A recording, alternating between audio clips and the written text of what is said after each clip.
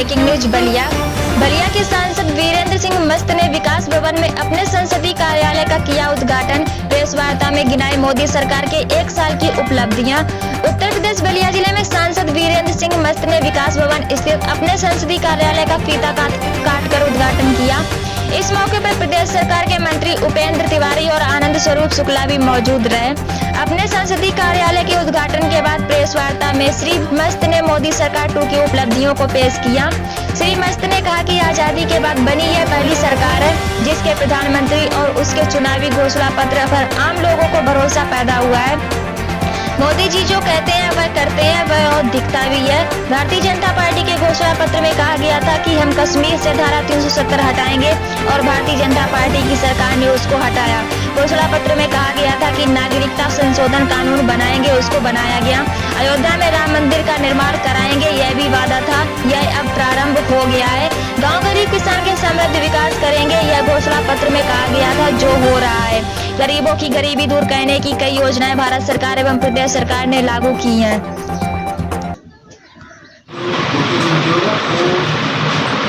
विकसित करने के लिए हमारी सरकार ने बहुत बड़ा आर्थिक सहयोग दिया है, उनकी सीमाओं, उनके सहयोग की आर्थिक सीमाओं को बढ़ाया है। इस प्रकार हमारी ग्रामीण अर्थव्यवस्था और कृषि अर्थव्यवस्था जो पहले ही दुनिया की और अर्थव्यवस्था से अलग है और भारत को मजबूत करने का आधार है, इससे हमारे देश की ग्रामीण अर्थव्यवस्था कृषि अर्थव्यवस्था और भी शक्तिशाली होगी और ग्रामीण उद्योग और लघु उद्योग से उत्पादन होने वाली स्वदेशी वस्तुएं जो हमारे प्रधानमंत्री जी ने आह्वान किया है प्रयोग करने के लिए, पहले से भी हमारे देश में स्वदेशी वस्तुओं के उत्पादन और उपयोग के लिए परंपरागत हमारे देश की जनता को है उसको जागरूक करने का काम हमारे प्रधानमंत्री जी ने किया है। और यह कार्य बाबू मोहनदास करमचंद गांधी की ग्राम स्वराज का एक बहुत बड़ा हिस्सा है। स्वदेशी की भावना को जागृत करने के लिए जितने सुझाव के योजनाएं बनाए हैं मैंने स्वयं तैयार किया है और भारत सरकार ने उस कैबिनेट में पास कर दिए हैं कि किसानों के उपज कन्याकुमारी से लेकर कश्मीर तक, गुजरात से लेकर असम तक कहीं भी जहाँ भी किसानों को लाभकारी मिलेंगे ले जा सकते हैं। आपको एक जानकारी के लिए मैं कह सकता हूँ कि 1977 में मुरारजी भाई की सरकार ने एक कानून बनाया था। उसके बाद की चलने वाली सरकारों ने, फिर अटल जी की सरकार में एक कानून को भी स्वीकृत किया गया था, बाद की चलने वाली सरकारों ने उस कानून को उस कार्यवाही को रोक दिया। बाद कैबिनेट ने गुजरात से लेकर आसाम तक, कश्मीर से लेकर कन्याकुमारी तक किसानों के उत्पादन को हम कहीं भी ले जा सकते हैं। ये बहुत बड़ी किसानों के 60 वर्ष के बाद किसान खेतिहर कामगारों को गरीब को पेंशन मिलेंगे, इस योजना को हमारी सरकार ने किया।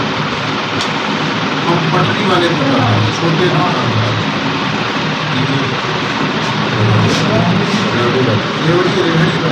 वाले लोगों को इस सरकार ने सुविधा देने के लिए अपनी योजना को उनको सब्सिडी देने की योजना बनाई है। जो हम रजिस्ट्रेशन कराते हैं और उन छोटे दुकानदारों को, पटरी के दुकानदारों को, लकड़ी वाले दुकानदारों को उनको हर तरह की सुविधा आर्थिक देने की योजना सरकार ने बनाई। हमने हमारी सरकार ने, नरेंद्र भाई मोदी के नेतृत्व में चलने वाली सरकार ने 56 करोड़ लोगों को मुफ्त में अनाज देने की व्यवस्था कराई है। हमारे प्रदेश की सरकार इसको पूरी तरह से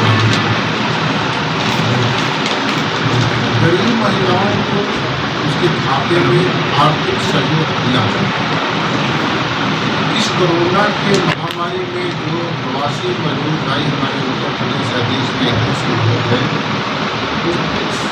व्यवस्थित तरीके से स्थापित करने के लिए भारत सरकार ने ट्रेन चलाई, हवाई जहाज चलाई, जहाँ भी गए उनकी हर सुविधाओं को यथासंभव करने के लिए योजना बनाई। ग्रामीण और लघु उद्योग कानून बनाए अयोध्या में मर्यादा पुरुषोत्तम राम के मंदिर का निर्माण हम करेंगे। ये हमारा संकल्प, ये घोषणा में हम बहुत पहले से करते रहे।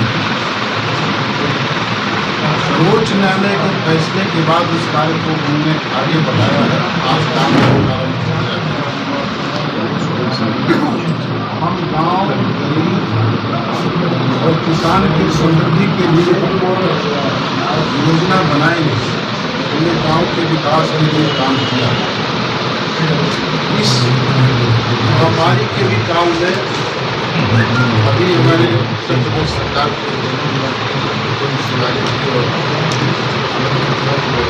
प्रदेश सरकार ने भी और केंद्र सरकार ने सबसे पहले 1,70,000 करोड़ का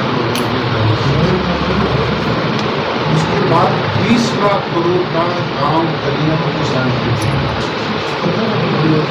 विस्तार से पढ़ने के आपके समाचार पत्रों में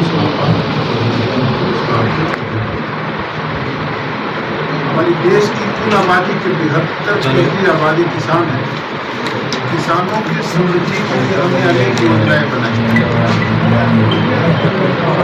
6,000 रुपया सालाना किसानों के खाते में जितने सीधे पैसे हम भारत सरकार के प्रधानमंत्री चलने वाली सरकार ने सीधे उसके खाते में दिया। इसमें सबसे बड़ी बात है कि खतौनी के रिकॉर्ड में जितने भी किसान हैं, एक परिवार में अगर 10 भाई भी हैं, एक बीघे खेत में 10 भाई के खाते में 6,000 रुपये सालाना जाते हैं। जब कोरोना का संकट आया, महामारी उस समय हमारे प्रधानमंत्री जी ने अतिरिक्त में किसानों के खाते में किसान सम्मान निधि पर अग्रिम राशि भी भिजवाई। उत्पादन की लाभकारी कीमत देने के लिए, कृषि के उत्पादन की लाभकारी कीमत देने के लिए पहली बार ये भारत सरकार के कैबिनेट ने फैसला किया है कि लागत पर 50% हम लाभकारी मूल्य देते थे, अब हम 83% लाभकारी मूल्य देते हैं। ये बहुत बड़ा फैसला हमारे किसानों को। किसान अपने उत्पादन को पहले राज्य में जिलों में, हमारी उत्तर प्रदेश की सरकार के गृह मंत्री ने जिलों में एक जिले से दूसरे जिले में जाने की छूट। सब्सक्राइब करें इंडिया टाइम न्यूज चैनल और बेल आइकन दबाना ना भूलें। इंडिया टाइम न्यूज अपडेट सबसे पहले आपको मिल पाए।